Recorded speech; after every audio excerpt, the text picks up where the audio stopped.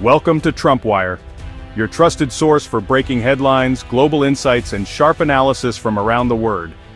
If you're new here, don't forget to hit that subscribe button and turn on notifications so you never miss an update. Collapse can happen in an instant. One moment an institution stands tall, the next it's crumbling. This isn't just ancient history, it's happening in modern America. From Wall Street to the sports field, we're seeing the same story. Even giants can fall. Are we noticing the warning signs? In 2023, 3 of the 4 largest U.S. bank failures happened within weeks. These were not obscure banks, they were giants, and their sudden demise shook the world. Meanwhile, a top college football team went from undefeated to historic collapse in less than a year. Both stories reveal the dangers of overconfidence, poor leadership, and the failure to adapt. In our hyper-connected world, momentum can build and vanish overnight. A few panicked messages can trigger a bank run, a single loss can shatter a team's morale. Our systems, financial, athletic, social, are more brittle than we think. Understanding collapse isn't about blame, it's about spotting cracks before they become chasms. We'll examine the bank failures of 2023 to 24, then turn to the cautionary tales of the Florida State Seminoles and Buffalo Sabres. By comparing these stories, we'll uncover universal principles of failure. Most importantly, we'll explore what it takes to build institutions and societies that can bend without breaking. The lessons are there, if we're willing to see them. 2023 started like any other year, until the ground shifted. Silicon Valley Bank, a tech industry titan, collapsed with over $200 billion in assets. Days later, Signature Bank fell, followed by First Republic Bank, the second largest collapse ever. In weeks, the financial landscape was redrawn. The crisis echoed 2008, but this time, it was faster and more digital. The failures continued into 2024, with more banks shuttering. For everyday Americans, the news was alarming. Memories of past crises resurfaced. The FDIC and government stepped in to guarantee deposits, but unease lingered. How could giants fall so quickly? The answer: risky bets on long-term bonds, overexposure to volatile industries, and a lack of preparation. When the Fed raised rates, those bonds lost value, and nervous clients pulled out funds en masse. Billions vanished with a few clicks. Classic bank runs, supercharged by technology. These banks looked strong, but their foundations were weak.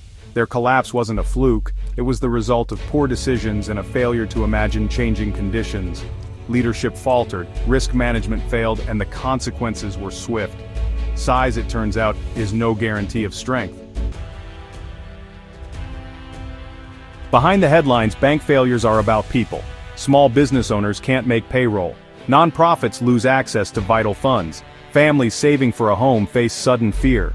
The FDIC protected most depositors, but many companies and wealthy individuals had far more at stake. For them, the collapse meant sleepless nights and the threat of losing millions.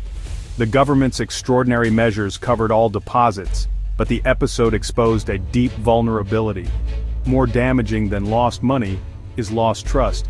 Banking runs on confidence. When that's shaken, people move their money, starving smaller banks and making the system more fragile. Nervous banks tighten lending, making it harder for families and businesses to get credit.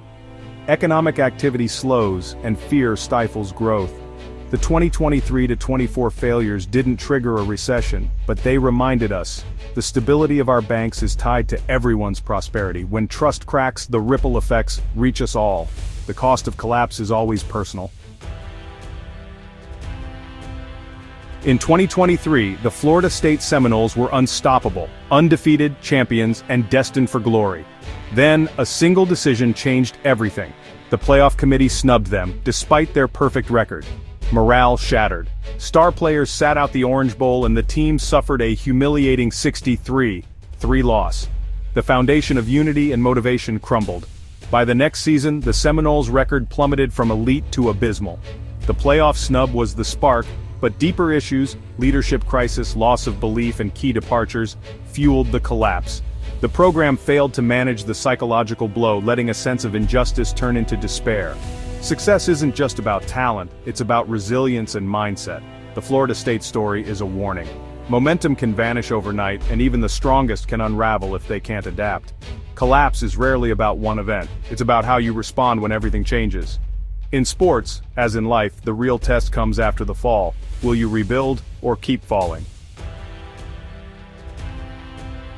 December 2024, Buffalo Sabres fans finally had hope.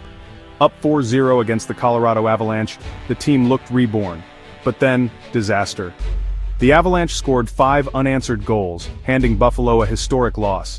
It was the first time the Sabres lost in regulation after leading by 4. The collapse wasn't just on the scoreboard, it was in the locker room. Players admitted to panic and abandoning the game plan. Years of promises from management had led nowhere. The team lacked veteran leadership and accountability. Ownership hadn't delivered a single playoff appearance. The Sabres' meltdown was a microcosm of deeper problems, a culture of mediocrity, poor leadership, and no one to steady the ship when adversity hit. Talent alone wasn't enough. When pressure mounted, the cracks widened. The Sabres' story is a lesson. Without strong culture and leadership, even a big lead can vanish in minutes. Collapse is as much about mindset as skill. What do failing banks and sports teams have in common? More than you'd think. The first thread: failed leadership. Bank executives chased short-term gains, ignoring long-term risks. Sports leaders couldn't rally teams after setbacks. Overconfidence bred complacency. Banks believed their growth was permanent. Teams thought their success was unbreakable. Both ignored the need to prepare for adversity. When reality hit, rising interest rates, a playoff snub, a blown lead, they were unprepared. Another thread: the loss of trust and morale.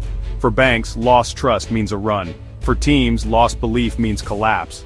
The strongest balance sheet or most talented roster means nothing without unity and confidence. Collapse is psychological as much as financial or statistical. These stories show success can blind us, and the real danger is what we don't see coming. The fall is sudden, but the cracks form slowly.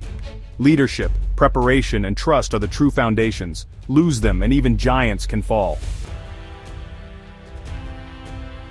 Sudden collapse isn't new. History is full of warnings.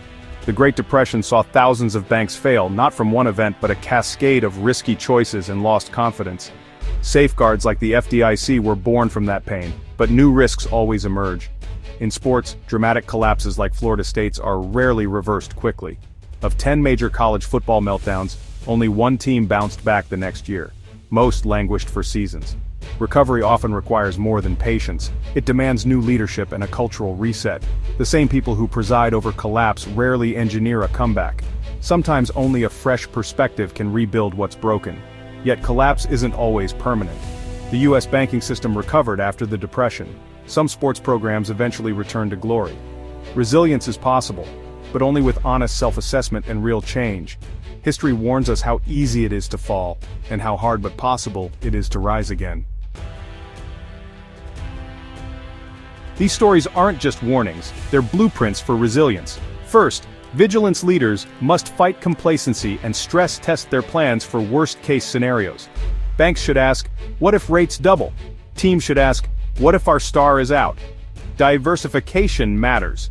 The failed banks put too many eggs in one basket. Resilient organizations spread risk. In sports, depth and varied leadership protect against sudden shocks.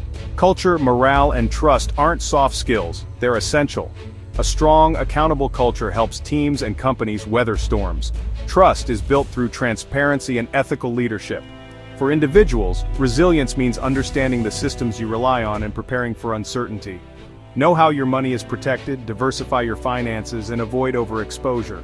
We can't control every decision, but we can prepare for fallout. In a brittle world, personal and organizational resilience is not pessimism, it's smart. The strongest survive by expecting the unexpected.